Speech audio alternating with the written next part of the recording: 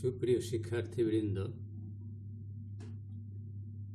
অনলাইনের আজ পঞ্চদশ ক্লাসে তোমাদের শুভেচ্ছা ও স্বাগতম জানাচ্ছি। আমি সঞ্জীব কুমার পাল, অধ্যাপক, মৃত্তিকা বিজ্ঞান, সরকারি গৌরনদী কলেজ, গৌরনদী, বরিশাল। আশা করি করোনার সাথে যুদ্ধ করে তোমরা এখনো সুস্থ নিরাপদে আছো। এই যুদ্ধ চালিয়ে যেতে হবে যতদিন করোনা না যায় অথবা ভ্যাকসিন আমরা না পাই। তার জন্য পিছিয়ে থাকলে চলবে না, পড়াশোনা চালিয়ে যেতে হবে। আমরা বিগত ক্লাসে আলোচনা করেছিলাম pre urban agriculture, what is farm layout, মনে আছে তোমাদের নিশ্চয়ই। আজ আলোচনা করব farming system, role of farming system in technology transfer, farm budgeting, different types of farm budget, present farm management of Bangladesh.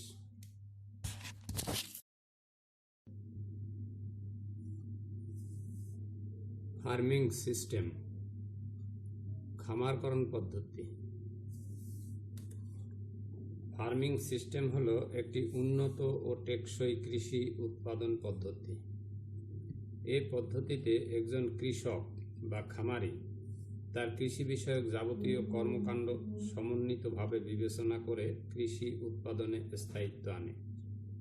Farming সিস্টেমে স্থানীয় সম্পদের যথাযথ ব্যবহার নিশ্চিত করা হয়, ফলে কৃষকের ব্যয় কমে, আয় বাড়ে এবং লাভজনক ও টেকসই কৃষি উৎপাদন নিশ্চিত হয়। সুতরাং সংজ্ঞাকারে আমরা বলতে পারি, কোনো খামারে ফসল, পশু সম্পদ, মৎস্য, হাঁস মুরগি ও বৃক্ষ প্রভৃতি উৎপাদন এবং এদের উৎপাদনে ব্যবহৃত প্রযুক্তি দ্বারা নির্ধারিত সম্পদসমূহের সম্পর্ককেই ফার্মিং সিস্টেম বা খামার পদ্ধতি বলে।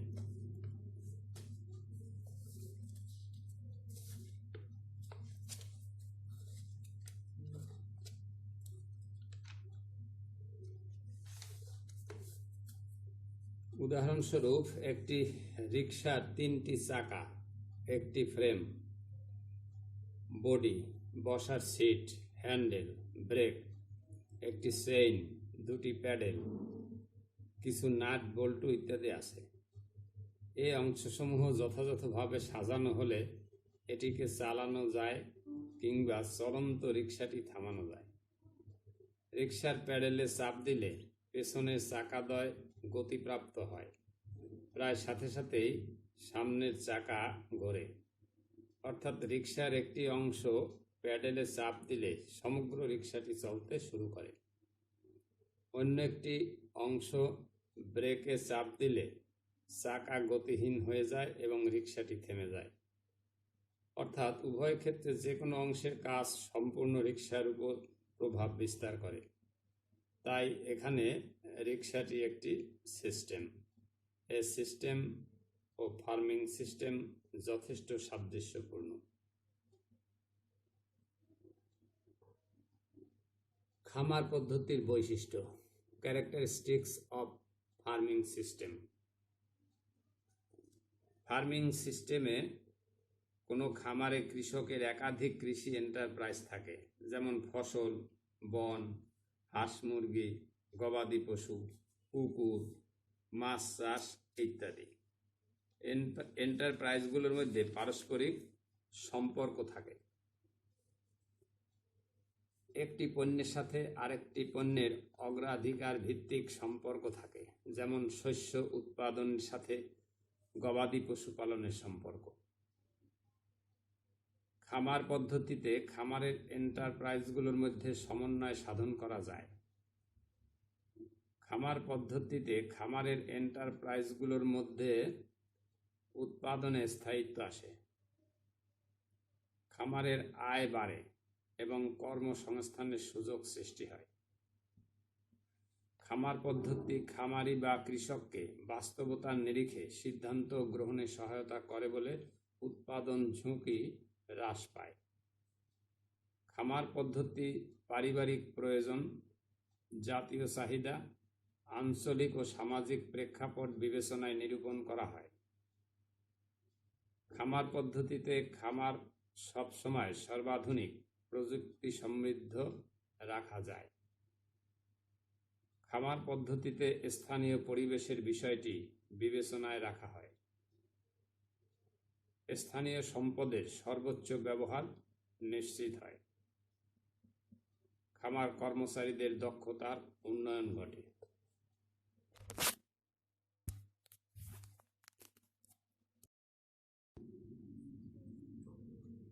এবার আলোচনা করব role of farming system in technology transfer, অর্থাৎ প্রযুক্তি হস্তান্তরে ফার্মিং সিস্টেমের ভূমিকা। গবেষণায় দেখা যায় বিশ্বের উন্নয়নশীল দেশসমূহে প্রান্তিক ও ভূমিহীন কৃষকদের উন্নয়নে ফার্মিং সিস্টেমের ভূমিকা সবচেয়ে বেশি, কারণ ফার্মিং সিস্টেমের মাধ্যমে এসব কৃষকের মধ্যে সফলভাবে প্রযুক্তি হস্তান্তর করা যায়। আবার প্রাচীন কৃষি পদ্ধতিতে উন্নত প্রযুক্তি সম্প্রসারণের জন্য ফার্মিং সিস্টেম খুবই কার্যকর ভূমিকা পালন করে। নিম্নে প্রযুক্তি হস্তান্তরে ফার্মিং সিস্টেমের ভূমিকা গুলো হলো: স্থানীয় সমস্যা ভিত্তিক প্রযুক্তি উদ্ভাবন, প্রযুক্তি অভিযোজন গবেষণা, উপযুক্ত প্রযুক্তি বাছাই, কৃষকদের সমস্যা ভিত্তিক প্রযুক্তি, সমন্বিতভাবে প্রযুক্তি উদ্ভাবন। স্থানীয় সমস্যা ভিত্তিক প্রযুক্তি উদ্ভাবন। ফার্মিং সিস্টেম প্রথমে স্থানীয় কৃষি সমস্যা সঠিকভাবে শনাক্ত করে, তারপর সে অনুসারে প্রযুক্তি উদ্ভাবন, গবেষণা, বাছাই ও হস্তান্তর করে বলে প্রযুক্তির সম্প্রসারণ বেশি হয়। প্রযুক্তি অভিযোজন গবেষণা। নতুন উদ্ভাবিত প্রযুক্তি কৃষকের নিকট হস্তান্তরের পূর্বে কৃষকের মাঠে এর অভিযোজন গবেষণা পরিচালনা করা হয়। গবেষণার ফলাফল বিশ্লেষণের পর উপযুক্ত প্রযুক্তি বাছাই করে কৃষকদের মাঝে হস্তান্তর করা হয়। উপযুক্ত প্রযুক্তি বাছাই। ফার্মিং সিস্টেমে খুবই সতর্কতার সাথে এবং বৈজ্ঞানিক পদ্ধতিতে প্রযুক্তি বাছাই করা হয়। বাছাইয়ের ক্ষেত্রে প্রযুক্তি সমূহের নিম্নোক্ত বৈশিষ্ট্য বিবেচনা করা হয়, যেমন কারিগরিভাবে বাস্তবায়নযোগ্য, টেকনিক্যালি ফিজিবল, অর্থনৈতিকভাবে লাভজনক, ইকোনমিক্যালি ভায়াবেল, সামাজিকভাবে গ্রহণযোগ্য, সোশিয়ালি অ্যাকসেপ্টেবল, পরিবেশগতভাবে সহনশীল, এনভায়রনমেন্টালি টলারেবল। কৃষকদের সমস্যাভিত্তিক প্রযুক্তি। ফার্মিং সিস্টেমে বেশিরভাগ প্রযুক্তিই কৃষক পর্যায়ে সমস্যা চিহ্নিত করে তার ভিত্তিতে উদ্ভাবন করা হয়। এটি একটি ধারাবাহিক প্রক্রিয়া যা একটি নির্দিষ্ট ছকের মাধ্যমে প্রকাশ করা হয়। উক্ত ছকটি অনুসরণ করা হলে স্বল্প সময়ে ও সহজে প্রযুক্তি উদ্ভাবন করা যায় এবং উদ্ভাবিত প্রযুক্তির সম্প্রসারণ হারও বেশি হয়। ফার্মিং সিস্টেমের প্রযুক্তি উদ্ভাবন ও হস্তান্তর পর্যায়ক্রমে আবার কখনো কখনো একই সাথে চলতে থাকে। এ সামগ্রিক প্রক্রিয়ার 3টি পর্যায় রয়েছে, যেমন কৃষি প্রযুক্তি উদ্ভাবন, কৃষকের মাঠে গবেষণা, কৃষক পর্যায়ে প্রযুক্তি হস্তান্তর। কৃষি প্রযুক্তি উদ্ভাবন যেমন বিরি, বাড়ি, বিএলআরআই ইত্যাদি গবেষণা প্রতিষ্ঠান কর্তৃক প্রযুক্তি উদ্ভাবন। কৃষকের মাঠে গবেষণা। গবেষণা প্রতিষ্ঠানের বাইরে নির্বাচিত কৃষকের মাঠে প্রযুক্তি অভিযোজন গবেষণা। কৃষক পর্যায়ে প্রযুক্তি হস্তান্তর। হস্তান্তরযোগ্য বাছাইকৃত প্রযুক্তি কৃষকের মাঠে ব্যবহার অর্থাৎ কৃষকের নিকট হস্তান্তর। সমন্বিতভাবে প্রযুক্তি উদ্ভাবন। ফার্মিং সিস্টেমে সমন্বিতভাবে প্রযুক্তি উদ্ভাবন করা হলে নতুন প্রযুক্তিটির সম্প্রসারণ ও সাফল্য বেশি হয়। ফার্মিং সিস্টেমে সমন্বিত কৃষি প্রযুক্তি উদ্ভাবন নিম্নরূপ, যেমন কৃষকের সাথে আলোচনা এবং মাঠ পরিদর্শনের পরে কৃষকের কৃষি সমস্যা সংগ্রহ করতে হবে। এরপরে কৃষি গবেষণা করতে হবে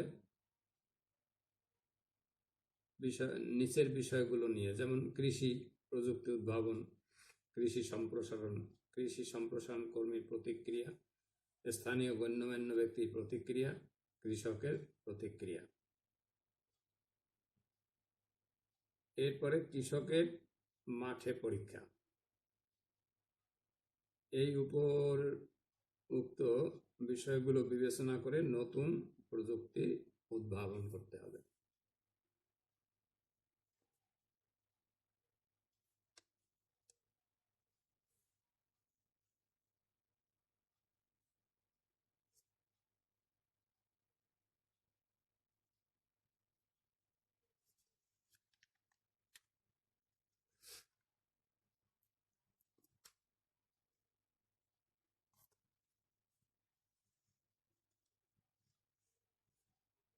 ফার্মিং সিস্টেমে উদ্ভাবিত প্রযুক্তি। Invented technology of farming system. Farming system গবেষণা আধুনিক প্রযুক্তি হস্তান্তরের জন্য সহজ। ফার্মিং সিস্টেম গবেষণার ফলে উদ্ভাবিত প্রযুক্তি সমূহ নিম্নরূপ, যেমন উপপদ্ধতির নাম। ফসল উপপদ্ধতি। উন্নত প্রযুক্তি সমূহের নাম: দানাদার ফসলের উন্নত জাত ও উৎপাদন প্রযুক্তি, অর্থকরী ফসলের উন্নত জাত ও উৎপাদন প্রযুক্তি, ডাল ও তেল ফসলের উন্নত জাত ও উৎপাদন প্রযুক্তি, উন্নত ফসল বিন্যাস প্রযুক্তি, বিনা চাষে আলু উৎপাদন, বিনা চাষে ভুট্টা উৎপাদন, বিনা চাষে সরিষা উৎপাদন, সরযান পদ্ধতিতে সবজি ও ফলের চাষ। তারপর উপপদ্ধতির নাম পশু সম্পদ উপপদ্ধতি। উন্নত প্রযুক্তি সমূহের নাম: হাঁস মুরগি মাছের সমন্বিত চাষ, উন্নত জাতের গাভী প্রবর্তন, উন্নত জাতের হাঁস ও মুরগি জাতের প্রবর্তন, গবাদি ও হাঁস মুরগির খাদ্য উৎপাদন, কবুতর পালন পদ্ধতি উদ্ভাবন, ছাগল পালন প্রযুক্তি, মোলাসেস ও ইউরিয়া যোগে খাদ্য তৈরি পদ্ধতি উদ্ভাবন, গরু মোটাতাজাকরণ পদ্ধতি উদ্ভাবন, উন্নত পদ্ধতিতে বাচ্চা মুরগি পালন প্রযুক্তি। এরপরে মৎস্য উপপদ্ধতি। উন্নত প্রযুক্তি সমূহ হল মিনি পুকুর ভিত্তিক সমন্বিত চাষ, রাজপুঁটি মাছের চাষ প্রযুক্তি উদ্ভাবন, মাগুর মাছের চাষ প্রযুক্তি উদ্ভাবন, দ্রুত বর্ধনশীল মাছ চাষ প্রযুক্তি উদ্ভাবন, পুকুরে মিশ্র মাছ চাষ, ধানের ক্ষেতে মাছ চাষ, মৎস্য হ্যাচারির প্রযুক্তি উদ্ভাবন, বরেন্দ্র অঞ্চলে বৃষ্টির পানি সংরক্ষণের জন্য পুকুর তৈরির নকশা উদ্ভাবন। এরপরে কৃষি বন উপপদ্ধতি।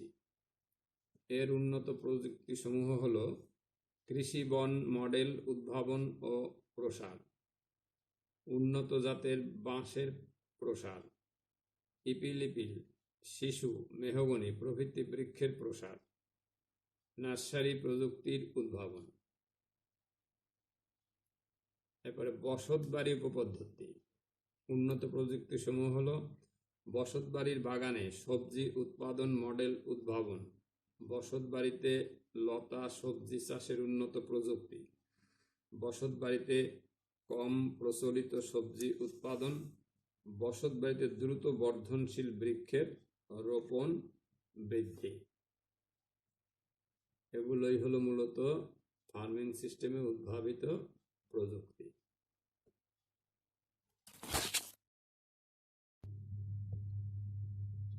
Farm budgeting. খামারের ভূমি, শ্রমিক, মূলধন ইত্যাদি সুষ্ঠুভাবে ব্যবহার করে কোনো নির্দিষ্ট সময়ের জন্য ভবিষ্যৎ আয় ব্যয়ের জন্য একটি লিখিত পরিকল্পনা বা নকশাকেই ফার্ম বাজেটিং বলে। এর মাধ্যমে খামারে কাজ করার পূর্ব থেকেই এর লাভ বা ক্ষতির একটি পূর্বাভাস পাওয়া যায়। খামারে ভবিষ্যৎ ফসল উপযোগী কর্মসূচি বাস্তবায়নের জন্য প্রয়োজনীয় কার্যাবলী ও ব্যয় এবং প্রত্যাশিত আয় সম্বলিত পূর্বলিখিত পরিকল্পনাকে খামারের আয় ব্যয়ের হিসাব বা ফার্ম বাজেটিং বলে।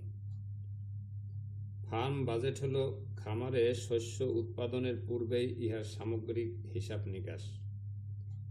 এর দ্বারা কি করতে হবে, কখন করতে হবে এবং কিভাবে করতে হবে তা বোঝা যায়। তাই কৃষক বা খামার কর্তৃপক্ষের নিকট ফার্ম বাজেট হলো খামারের একটি নীল নকশা। শস্য খামারে বীজতলা তৈরির ব্যয়, বীজ ক্রয় ও বপনজনিত ব্যয়, কর্ষণজনিত ব্যয়, সেচ নিকাশজনিত ব্যয়, আন্তঃপরিচর্যা, শস্যের রোগ ব্যাধি দমনজনিত ব্যয়, শ্রমিকের মজুরি বাবদ ব্যয়, শস্য সংগ্রহ ও বাজারজাতজনিত ব্যয় এবং সর্বোপরি নিট আয় খামার বাজেটের অন্তর্গত। খামারের বাজেট করতে হলে এর পূর্বে খামারের মোট সম্পদের হিসাব করতে হবে। খামারের মোট আয়তন, আবাদি জমি, অনাবাদি জমি, মৃত্তিকা বুনট, বন্ধুরতা প্রভৃতি দেখতে হবে। মূলধন হিসেবে নগদ অর্থ আছে এবং ঋণ গ্রহণের প্রয়োজনীয়তা থাকলে তার সম্ভাবনা ও শর্তাবলী বিবেচনা করতে হবে। ফসল চাষে বিভিন্ন বস্তু ও অবস্তুগত উপকরণের মাত্রা নির্বাচন করতে হবে। শ্রমিক নিয়োগের পরিমাণ নির্বাচন করতে হবে। প্রকৃতিভেদে বাজেট 4 প্রকারের হয়ে থাকে, যথা আংশিক বাজেট, পূর্ণাঙ্গ বাজেট, স্বল্পমেয়াদী বাজেট ও দীর্ঘমেয়াদী বাজেট। কৃষি খামারকে লাভজনক প্রতিষ্ঠান হিসাবে দক্ষতার সাথে পরিচালনার জন্যই খামারের বাজেট প্রয়োজন।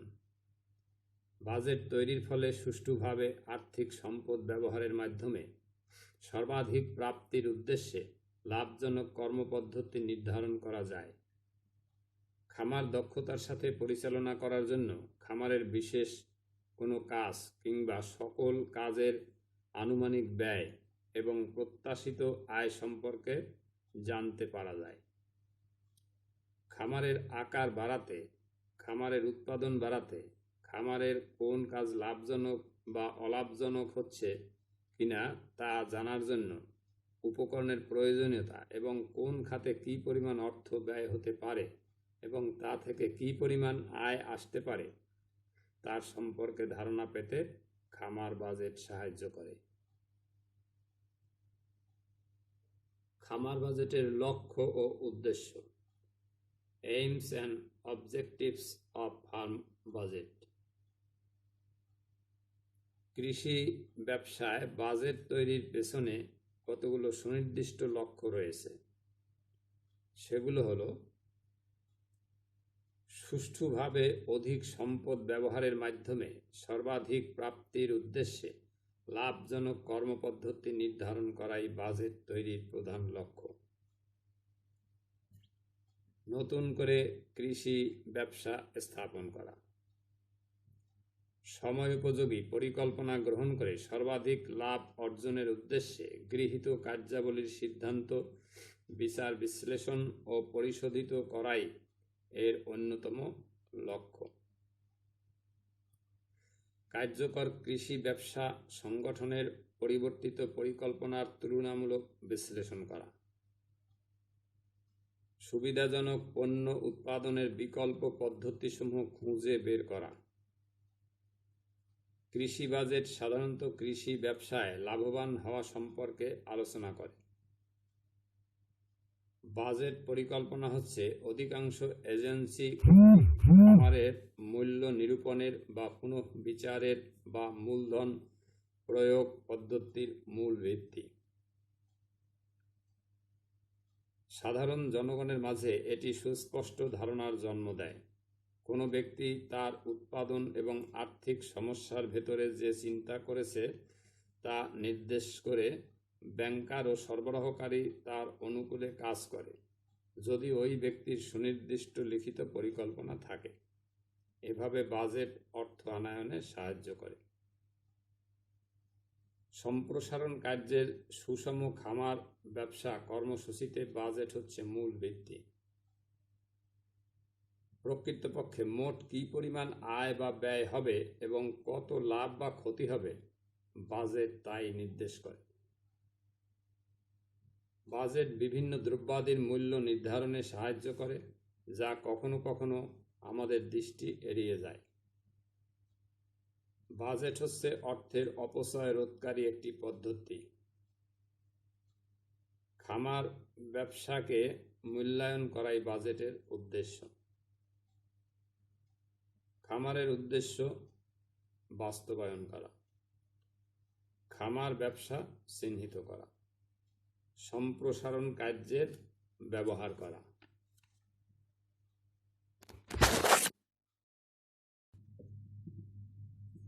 এবারের আলোচ্য বিষয় ডিফারেন্ট টাইপস অফ ফার্ম বাজেটস, বিভিন্ন প্রকার খামার বাজেট। বাজেটের মেয়াদের ভিত্তিতে বাজেট দুই প্রকার, যথা স্বল্প মেয়াদী বাজেট ও দীর্ঘমেয়াদী বাজেট। স্বল্প সময়ব্যাপী কোনো খামারের ব্যয় সংক্রান্ত এবং উহার দ্বারা যে আয় হচ্ছে তার হিসাব নিকাশকে বোঝায়। সাধারণত 1 বছর বা এর কম সময়ের জন্য যে বাজেট করা হয় তাকে স্বল্পমেয়াদী বাজেট বলে। যদিও কোনো দীর্ঘমেয়াদী বাজেট 7 কিংবা 17 বছরের জন্য হতে পারে, কিন্তু স্বল্পমেয়াদী যেমন বার্ষিক বাজেট দরকার। দীর্ঘমেয়াদী বাজেট কোনো দীর্ঘমেয়াদী বা বহু বছরের পরিকল্পনাধীন খামার করা হলে উহার সামগ্রিক খরচ এবং উহার দ্বারা যে উৎপাদন হবে তার আয় ব্যয় পরীক্ষা বোঝায়। ভবিষ্যতে দীর্ঘ সময়ের জন্য নির্ধারিত বাজেটকে দীর্ঘমেয়াদী বাজেট বলে। দীর্ঘমেয়াদী বাজেট সাধারণত কয়েক বছরের জন্য হয়ে থাকে। এটি প্রতি বছরের গড় হিসেবে ধরে কয়েক বছরের জন্য করা হয়ে থাকে। দীর্ঘমেয়াদী বাজেটে কতগুলো সাধারণ উদ্দেশ্যকে সামনে রেখে মূলধন বিনিয়োগ করা হয়। নমনীয়তার ভিত্তিতে বাজেট দুই প্রকার, যথা স্থায়ী বা অনমনীয় বাজেট, পরিবর্তনশীল বা নমনীয় বাজেট। স্থায়ী বা অনমনীয় বাজেট যে বাজেট খামারের একটি নির্দিষ্ট কার্যক্ষমতার উপর ভিত্তি করে প্রস্তুত করা হয় এবং কোনো অবস্থাতেই উহা পরিবর্তন করা যায় না, উহাকে স্থায়ী বা অনমনীয় বাজেট বলে। পরিবর্তনশীল বা নমনীয় বাজেট স্থায়ী বাজেটের অসুবিধাসমূহ দূর করার উদ্দেশ্যে নমনীয় বাজেটের আবির্ভাব। খামারের যে বাজেটে প্রয়োজনীয় পরিবর্তন করে কার্যক্ষেত্রে প্রয়োগ করা যায় উহাকে নমনীয় বাজেট বলে। প্রকৃতপক্ষে নমনীয় বাজেট ব্যবস্থায় বিভিন্ন কার্যমাত্রার পৃথক পৃথক বাজেট লক্ষ্যমাত্রা নির্ধারণ করা হয় এবং উক্ত লক্ষ্যমাত্রায় কয়েকটি বিকল্প বাজেট প্রস্তুত করে রাখা হয়। প্রকৃত কার্যক্ষমতার সহিত যে বাজেটের মিল থাকে ওই বাজেটটিকেই ব্যবহার করা হয়।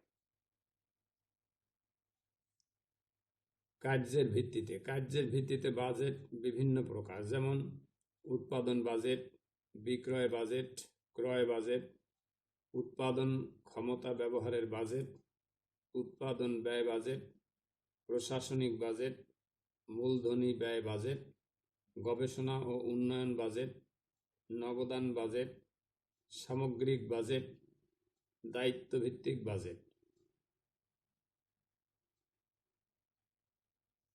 এর কয়েকটি আলোচনা করা হলো, যেমন উৎপাদন বাজেট।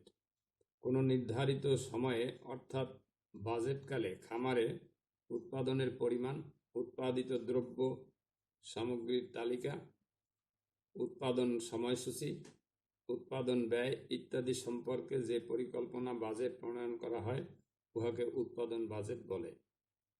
সাধারণত উৎপাদন বাজেট প্রণয়নের সময় বিষয়গুলো আলোচনা করা হয়, অর্থাৎ বিবেচনায় নেওয়া হয়। খামারের উৎপাদন ক্ষমতা, মজুদের পরিমাণ, উৎপাদনের স্বাভাবিকতা ও বিক্রয় বাজেট। ক্রয় বাজেট, যে বাজেটে একটি বাজেটকালে বিভিন্ন প্রকারের প্রত্যক্ষ পরোক্ষ মাল ক্রয়ের জন্য মালের পরিমাণ ও আনুমানিক মূল্য দেখানো হয় উহাকে ক্রয় বাজেট বলে। ক্রয় বাজেটগুলো হলো উৎপাদন বাজেট, বিক্রয় বাজেট, মালের মূল্য, মালের পরিমাণ, মালের মজুদ নীতি। বিক্রয় বাজেট, খামারের বাজেটকালে কি পরিমাণ দ্রব্য কত মূল্যে বিক্রয় করা হবে ইহার সংখ্যাভিত্তিক প্রকাশিত পরিমাণকে বিক্রয় বাজেট বলে। অতীতের বিক্রয় অভিজ্ঞতা, ভবিষ্যতের সম্ভাব্য চাহিদার পরিমাণ, দ্রব্য মূল্য, ক্রয় ক্ষমতা ইত্যাদির উপর ভিত্তি করে বিক্রয় বাজেট প্রণয়ন করা হয়। নগদান বাজেট, নির্দিষ্ট সময়ের সম্ভাব্য নগদ প্রাপ্তি, নগদ প্রদান ও উদ্বৃত্ত সম্পর্কে পূর্বাভাসকে নগদান বা আর্থিক বাজেট বলা হয়। কোনো নির্দিষ্ট সময়ের মধ্যে কোন কোন উৎস থেকে কত নগদ প্রাপ্তি ঘটতে পারে, কোন কোন খাতে কত অর্থ ব্যয় হতে পারে এবং উক্ত সময়ান্তে খাতে কত উদ্বৃত্ত থাকতে পারে ইত্যাদি নগদান বাজেটের মাধ্যমে প্রকাশ করা হয়। সাধারণত বাজেট বছরের জন্য নগদান বাজেট তৈরি করা হয় এবং নিয়ন্ত্রণের সুবিধার্থে উহা মাসিক ভিত্তিতে দেখানো হয়। সামগ্রিক বা মহাবাজেট, বিভিন্ন কার্যগত বাজেট সমূহে গৃহীত পরিকল্পনার সংক্ষিপ্ত তথ্যাদির সমাবেশে রচিত ফলাফল সূচক পূর্বাভাসকে সামগ্রিক বাজেট বলে। এই বাজেটের অন্যতম প্রধান উদ্দেশ্য হল প্রস্তাবিত কার্যক্রম গ্রহণে খামারের লাভ ক্ষতি ও আর্থিক অবস্থা তুলে ধরা এবং মুনাফা অর্জন ও আর্থিক সচ্ছলতা বজায় রাখার জন্য বিভিন্ন সহায়ক কার্যগত বাজেটগুলোর মধ্যে সামঞ্জস্য বিধান করা। সকল কার্যগত বাজেট সঠিকভাবে বাস্তবায়িত হলে বাজেটকালের শেষে লাভ ক্ষতির পরিমাণ কত দাঁড়াবে এবং খামারের আর্থিক অবস্থা কিরূপ হবে সামগ্রিক বাজেট তা লাভ ক্ষতি হিসাবের বাজেটের মাধ্যমে প্রকাশ করে থাকে।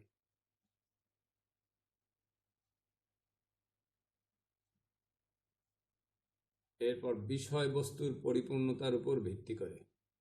বিষয়বস্তুর পরিপূর্ণতার উপর ভিত্তি করে খামার বাজেট দুই প্রকার, যথা পূর্ণ বাজেট ও আংশিক budget.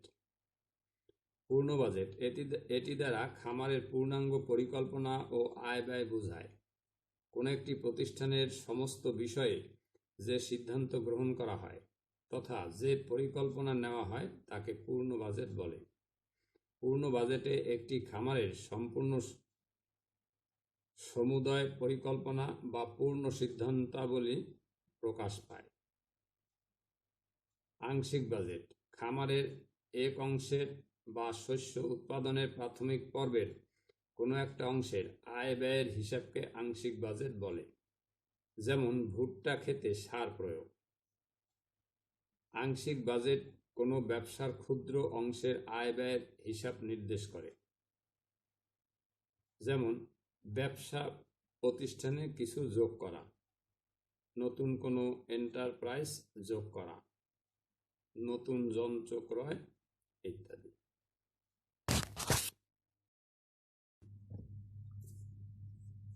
Present farm management of Bangladesh, বাংলাদেশের বর্তমান খামার ব্যবস্থা।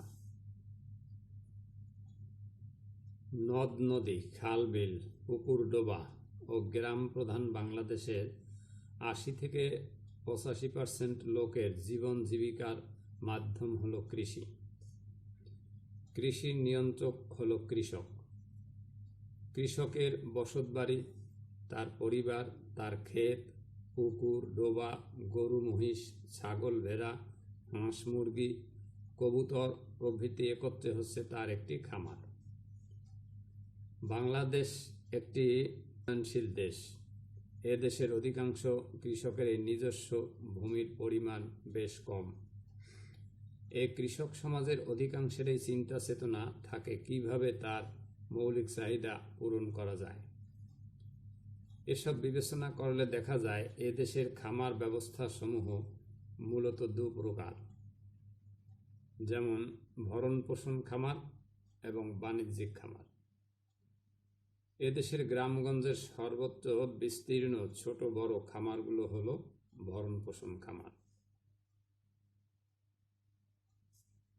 যে খামারের উৎপাদন বা আয় পরিবারের শুধু মৌলিক চাহিদা বা ভরণ পোষণ মেটায় তাকে ভরণ পোষণ বা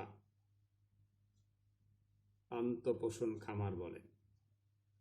বাংলাদেশের গ্রামের প্রায় সবই ভরণ পোষণ খামার। যে সমস্ত খামারের উৎপাদন কৃষক পরিবারের ভরণ পোষণ মেটাতে পারে না, সে সমস্ত খামারও এ প্রকার খামারের অন্তর্ভুক্ত। এ প্রকারের খামারে লাভ লোকসানের দিকে তেমন দৃষ্টি দেয়া হয় না। ব্যবসায়িক ভিত্তিতে লাভজনক উৎপাদনে নিয়োজিত খামারকে বাণিজ্যিক খামার বলে। যেমন চা বাগান, রাবার উৎপাদন, উপকূলীয় চিংড়ি চাষ, ব্রয়লার উৎপাদন, দুগ্ধ উৎপাদন, গরু মোটা তাজাকরণ খামার ইত্যাদি। স্থায়িত্বের ভিত্তিতে খামার তিন প্রকার, যথা স্থায়ী খামার, স্থানান্তরী খামার ও যাযাবর খামার। পণ্যের সংখ্যার ভিত্তিতে খামার প্রধানত দুই প্রকার, একক পণ্য খামার ও মিশ্র খামার। বাংলাদেশের মাটি, বৃষ্টিপাতের ধরন ও আর্থসামাজিক অবস্থা মিলে সর্বোচ্চ মিশ্র খামার ব্যবস্থা গড়ে উঠেছে। ছোট ছোট ভূমিখণ্ডে অনেকগুলো উদ্যোগ সমন্বিত করে পারিবারিক শ্রমকে ব্যবহার করে কৃষক উৎপাদন ও আয় বাড়াতে চেষ্টা করছেন। সম্পদের অবস্থান, প্রকৃতি, কৃষকের চাহিদা ও প্রাধান্য এবং কৃষকের দক্ষতা, জ্ঞান ও অভিজ্ঞতার নিরিখে সম্পদ অনুসারে খামার ব্যবস্থা সমন্বিত হয়। তাই একই গ্রামের একই বাড়ির বিভিন্ন কৃষক বিভিন্ন খামার ব্যবস্থা গড়ে তুলতে পারেন, আর ভিন্ন গ্রামের পরিবেশে হলে এগুলো আরো ভিন্নতর হবে।